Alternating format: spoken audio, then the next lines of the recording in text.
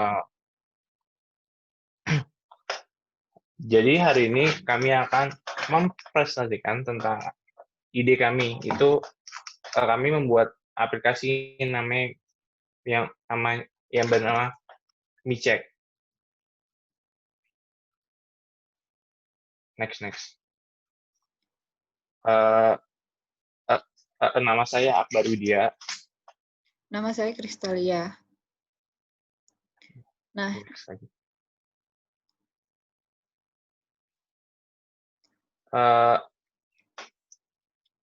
MiCek itu aplikasi. Kami membuat apps ini untuk membantu orang-orang yang punya masalah tentang mental illness. Dan apps ini lebih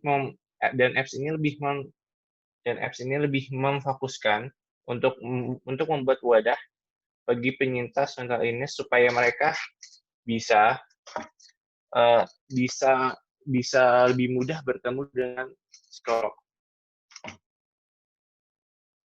Nah, untuk fenomenanya, jadi ada 3. Yang pertama itu tingkat kesadaran dari orang-orang yang ada di Indonesia mengenai mental illness ini sendiri. Itu hanya berkisar 9% dari seluruh orang yang ada di Indonesia. Kemudian yang kedua itu ada kurangnya ketersediaan fasilitas. Jadi fasilitas yang ada di Indonesia itu hanya sekitar 10% untuk menangani mental illness sendiri. Nah, kemudian sedangkan banyak kasus yang ada itu berkisar 15,8% keluarga. Jadi cukup banyak dibandingkan daripada ketersediaan fasilitas itu sendiri. Next. Solusi yang kami pilih itu solusi yang kami pilih dengan adanya gangguan mental itu dengan kami membuat apps atau membuat wadah untuk membantu mereka atau membantu penyintas gangguan mental dengan kami bekerjasama dengan psikolog yang sudah berpengalaman dalam bidang psikologi supaya penyintas gangguan mental bisa bertemu psikolog dengan cara video call atau online. Nah, kemudian ini alasan kami memilih MiCek itu gara-gara tingkat kurangnya kesadaran orang terhadap mental illness serta kurangnya fasilitas yang menangani masalah gangguan mental terutama saat pandemi ini. Next. Audiens yang kami targetkan itu adalah penyintas gangguan mental dan orang-orang yang mengalami mental illness dan membutuhkan psikolog untuk memulihkan gangguan mental yang mereka alami. Kemudian untuk komunikasi kita tuh menggunakan dua cara. Yang pertama tuh melalui website, kemudian melalui public figure. Jadi untuk melalui website ini kita caranya memberikan mereka tuh kayak pengetahuan lebih mengenai mental illness ini sendiri. Kemudian kita juga akan menawarkan aplikasi ini melalui berbagai macam apps di berbagai website. Dengan begitu kita akan bisa memberi wawasan mengenai mental illness. Nah, kemudian untuk yang kedua itu melalui public figure. Jadi kita akan melakukan kerjasama dengan public figure yang ada untuk membantu kami untuk mempromosikan aplikasi ini sendiri.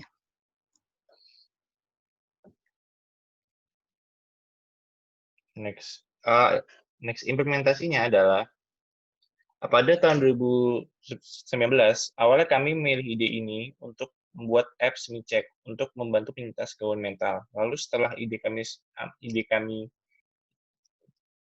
kami memilih ide yang kami buat, itu yang bisa membantu customer apps kami untuk mencari psikolog dengan mudah, dan apps ini kami buat bisa menghubungkan customer dengan psikolog.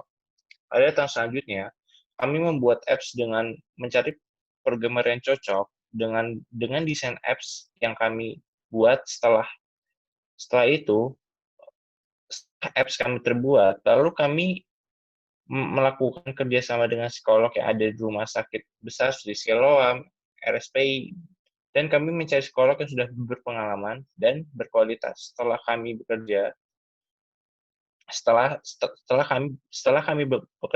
dengan psikolog, tahun selanjutnya kami mempromosikan dengan paid promote kepada apps kami, kepada influencer, dan kami juga mempromosikan pada media YouTube atau Instagram.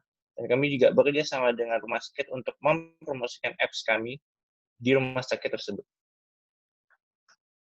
Nah, ini untuk medianya. Media yang kami gunakan itu melalui website itu menggunakan ads atau iklan di berbagai tampilan website. Kemudian melalui aplikasi. Jadi kayak misalnya kayak Facebook gitu, kita menawarkan aplikasi ini melalui berbagai macam aplikasi lainnya. Nah, kemudian untuk yang ketiga itu ada iklan. Nah, iklan ini kita membuat siaran televisi mengenai aplikasi yang kami buat ini. Yang terakhir itu secara langsung, jadi antar mulut ke mulut gitu. Misalnya ada yang pernah gangguan mental gitu, terus mereka pakai apps yang kami buat, nah mereka harus menawarkan apps itu ke orang-orang lainnya yang membutuhkan.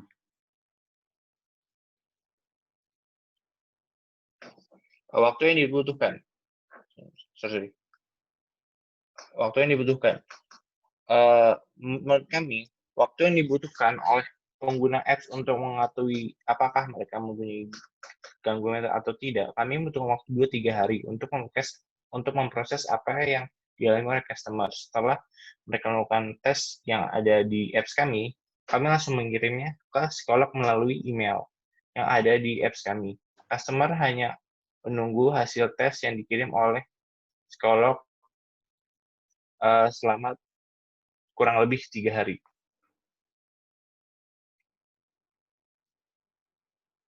Nah, untuk kreativitas apa yang kami bisa tunjukkan itu, yang pertama kan pada dasarnya tujuan aplikasi ini itu membantu orang-orang yang mengalami mental illness dan melakukan check up secara online. Nah, jadi kita tuh dari aplikasi ini ada beberapa fitur yang bisa kami tawarkan. Yang pertama itu chatting mode. Jadi kayak antar psikolog serta pasiennya mereka tuh bisa melakukan chatting gitu melalui aplikasi ini secara personal. Nah, kemudian yang kedua tuh adanya pengisian form. Jadi kayak untuk orang-orang yang baru menggunakan aplikasi ini, tentunya kayak mereka belum tahu kan sebenarnya mental illness mereka tuh separah apa sih atau apa yang membuat mereka mengalami gangguan mental illness itu sendiri. Nah, jadi melalui pengisian form kita bisa seperti membuat perkiraan sebenarnya mental illness apa yang dialami oleh orang tersebut. Nah, untuk yang terakhir itu adanya video call, itu kayak untuk mempermudah antara pasien sama psikolog mereka masing-masing supaya bisa saling kontak walaupun tidak bertatap muka secara langsung. Nah, itu hasil presentasi kami dan ide yang kami buat. Terima kasih. Terima kasih.